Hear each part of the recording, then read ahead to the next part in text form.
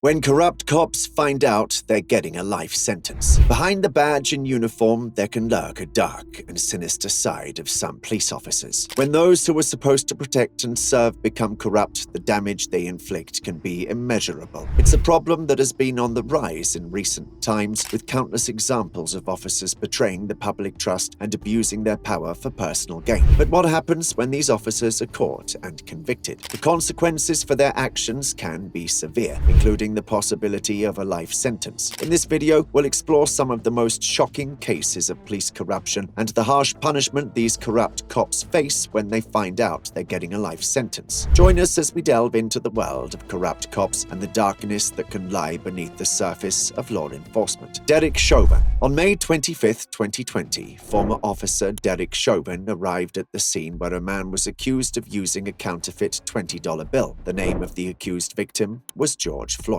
When Floyd resisted being thrown into the cop car, Chauvin removed him from the other side of the vehicle and held his position on his neck for over 8 minutes, cutting off oxygen to Floyd's lungs. Despite an off-duty paramedic's plea to remove his knee, Chauvin continued his act of heartlessness until Floyd was pronounced dead at the hands of law enforcement. This tragic event led to a united stand against racism and inequality, with protests and social movements taking place across America, Canada, and around the globe. Chauvin was made to take responsibility for his actions, something that other guilty officers had not done before him. After a long and vigorous trial, Chauvin was found guilty. However, little to no emotion was shown by him throughout his sentencing, much like during the 8 minutes he had his knee on the neck of George Floyd. After the proceedings that were live-streamed on mobile phones, there was a muted debate, but those who were more vocal reacted to the news with a strong emotional impact. Outraged protesters shouted out immediate protests like, "Is that all? That's not justice," and used profanities. They'd hoped to see the former police officer receive a longer prison sentence. Although Judge Peter Cahill's sentence for Chauvin's second-degree murder conviction includes the time he has already served, which is 199 days, it exceeds Minnesota's minimum guidelines by around 10 years. However, it falls short of the 30-year sentence that prosecutors had requested. According to State Attorney General Keith Ellison, Chauvin's sentence is one of the longest ever given to a former police officer for an unlawful use of deadly force. Derek Chauvin and George Floyd are two names that will be written into history. Chauvin for his deadly abuse of power, and Floyd for his tragic, untimely death. This case showed the need to refine and hold everyone, especially those in positions of power and influence, accountable for their actions. Braulio Gonzalez. This next case of Braulio Gonzalez highlights the betrayal and atrocities committed by those who society sees as protectors. It's a difficult story to hear, but it's crucial to shed light on the horrific things being done by those behind the badge. Molestation. In 2018, 47-year-old Braulio Gonzalez was arrested on multiple counts of molestation of a then 8-year-old child. The crime started in 2011 and continued for 2 whole years until 2013, when the girl turned 10. There's very little information about the victim because of her age, so we will refer to her as Jane Smith. Jane told police that she was scared for her life, and this was the reason she didn't come forward sooner. He would then, over the next couple of years, touch her body in every inappropriate way that you can think of. Truly sickening. According to court documents filed at the time of Gonzalez's arrest, the victim reported being awakened by the defendant, who had a firearm pointed at her head. He threatened to kill her sibling, who was sleeping in the same room, if she did not follow him. The victim complied, and this may explain why she waited a long time before sharing her accusations with someone else. Gonzalez then took the victim to his bedroom and instructed her to lie down on his bed. He put on a movie and lay next to her, where he began to touch her stomach and private areas and buttocks over her clothes. This behavior continued for 2 years. So how was this child molester finally apprehended? What brought forward into the light are awful crimes that had been hidden for years. Jane told her therapist about the situation, which ultimately started the investigation that put this monster away. And in May of 2022, that's exactly what happened. Despite his arrest, Gonzalez's lawyer was able to arrange for him to await trial while under house arrest. His department also continued to pay him his salary while he was on leave. Gonzalez is now serving his time behind bars, so the children of the Miami-Dade area no longer need to check under their beds at night, with one less monster free to roam the streets. Sergeant Wayne Jenkins. As the investigation progressed, a shocking revelation came to light. Sergeant Wayne Jenkins, the leader of the esteemed Gun Trace Task Force, Force, or GTTF, was the mastermind behind a series of heinous crimes. The evidence pointed toward a string of underhanded and illegal activities that had taken place under the guise of the task force's work. The scope of their crimes was alarming and terrifying, leaving the public wondering how such an esteemed group could be responsible for such deplorable acts. The question on everyone's mind was, how long had Jenkins and his team been operating under the radar, and who else was involved in their sordid web of corruption? HBO even made a 6-part series about a case involving an organized crime ring within the Baltimore Police Department. 8 people were involved in deep-seated corruption.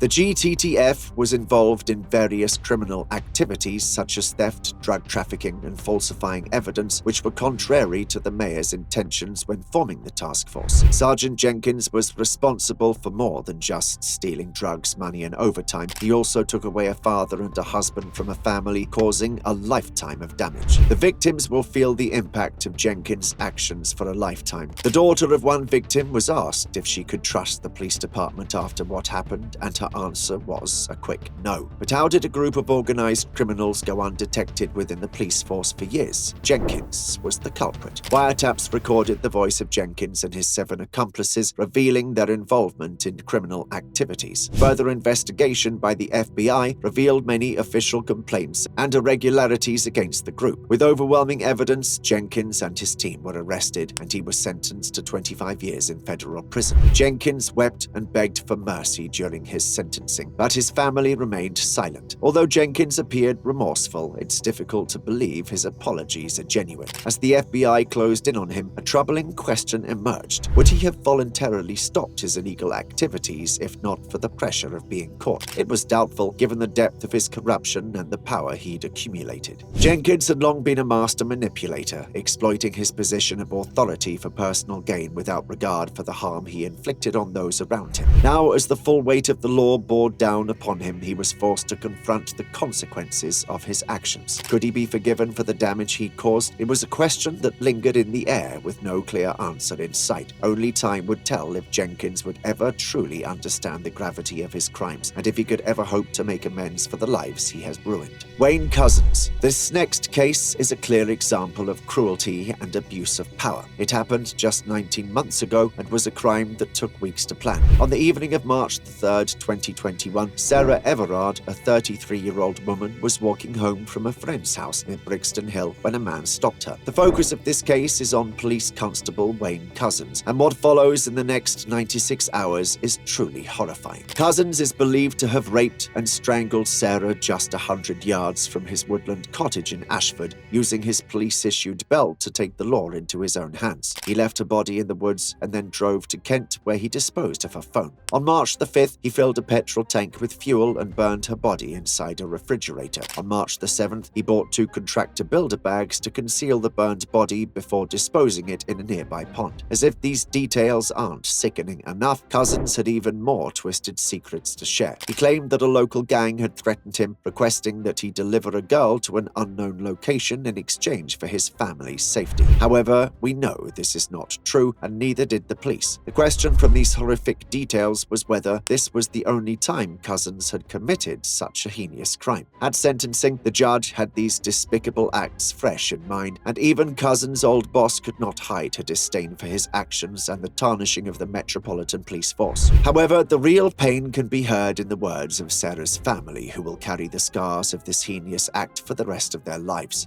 Commissioner Mark Rowley expressed regret for the shortcomings that resulted in Carrick not being apprehended earlier. In an interview distributed to UK broadcasters in January, he declared a review of all employees who displayed warning signs and acknowledged that they had let women down. He admitted that they had failed to be as strict as they should have been over the last 2 decades in protecting their own reputation. A report published last autumn discovered that it took an average of 400 days, over a year, for an allegation of misconduct to be resolved when a family member or a colleague filed a complaint. This case was nationwide, with protests and vigils held across the UK. It was revealed that Couzens had received an indecent exposure complaint earlier that week, and the Met Police Force may have been able to prevent Sarah's death. Couzens has been sentenced to a whole life term, and thankfully he will never be able to repeat these acts, as he has no possibility of parole. The punishment of a life sentence for corrupt police officers is a serious and necessary consequence of their actions. It sends a clear message that those who abuse their power will be held accountable for their crimes. But when corruption does rear its ugly head, it's up to all of us to hold those responsible accountable and demand a justice system that truly serves the people. What do you think? Did these families get the justice they deserve, or is there something more the justice system should do? Let us know in the comments section below, and don't forget to click subscribe, and we'll see you in the next video.